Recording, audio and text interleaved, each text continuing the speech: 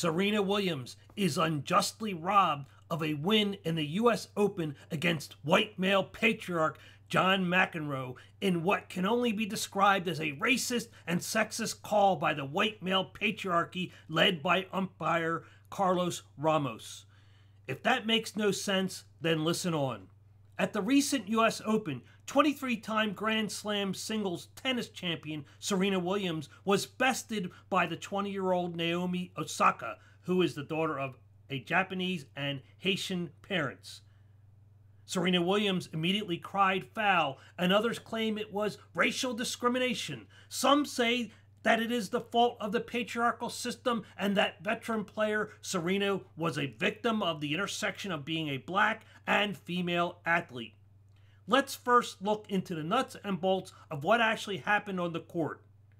The younger and far less experienced player, Naomi Osaka, was beating the old-timer Williams pretty early on in the game, easily winning the first set.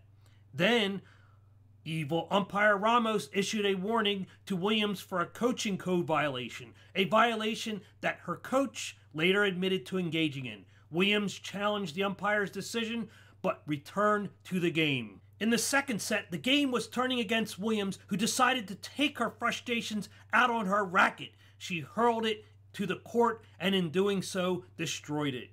This action on the court is an automatic code violation. Williams acquired a point penalty that put Osaka in the lead for the next game.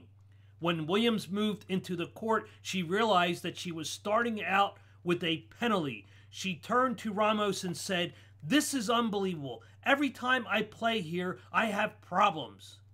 Well, this is an extraordinary claim, since the 23-time champion has more championships than any other player in the Open era. You would think that she had been constantly robbed of victories by the assertion that she made. Williams belligerently argued with the umpire, her contention that smashing the racket was a warning, falsely assuming that Ramos had forgiven the earlier violation. Williams demanded an apology from the umpire and threatened Ramos that he would never sit in on one of her matches again. This is where we get into the territory of entitlement. Williams, one of the most successful athletes of the modern era, assumes she can bully the umpire into dropping the first code violation, demands an apology for which she is not entitled to, and goes on to threaten an official while on the court. But Williams' tirade against the court official was not over. She accused Ramos of being a cheat. You know, because the entitlement culture says she deserves whatever she wants to deserve. You know, because.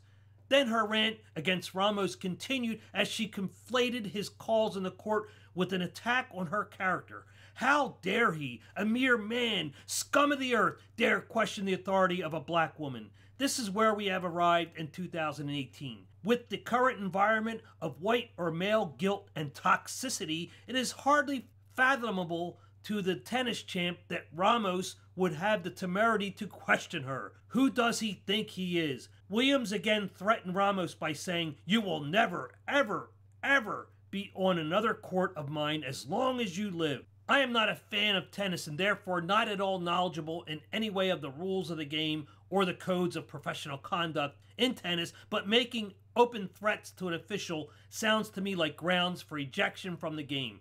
But what do I know? She menacingly pointed at Ramos and shouted, "You are the liar. When are you going to give me an apology? You owe me an apology. Say it. Say you're sorry." The abuse and accusations continued with, "You stole a point from me. You're a thief too." Yep, that's entitlement if there ever was such a thing. Ramos issued a third code violation for verbal abuse, which meant that Williams had forfeited that game.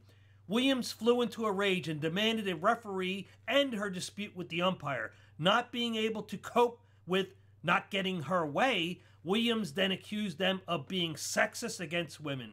The whataboutism that has permeated our culture by saying others, men, had done the same thing before and were not treated the same way, it's not fair. Williams lost the match, with the trophy of victory going to the younger Osaka. I want to address the obvious misguided attempt by Williams at entitlement by invoking the victim culture to explain her failure on the court. Williams has more championships than most players. I hardly think that life was unfair to her. Both athletes in that match are women. They are also women of color. So I asked you this: how can the umpire's actions be in any way considered sexist or racist, as many are now claiming, when the winner could never be a white male? Quite the reverse, since no matter what happened on the court that day, the winner would always be a woman of color. Now let me break this down for those out there that cannot grasp the obvious. If a black woman was robbed of a victory in favor of a white man, then one could indeed make the argument, doesn't mean it's true, that there is a possibility of race and sex being an issue. But that dog just won't bark. Williams, the veteran champ of tennis, believes that victory was unfairly stolen from her. Never mind that there are rules in professional sports that all, no matter your sex or skin color, need to follow. Do these rules not apply to Williams because of the intersection of her race and sex? No. White male John McEnroe did not steal the game from her. She was beaten fairly by another woman. This happens every day all over the world. This insanity is brought to you by the plague of identity politics and intersectional feminism, leading to the entitlement culture of victimhood that has run amok. Goodbye.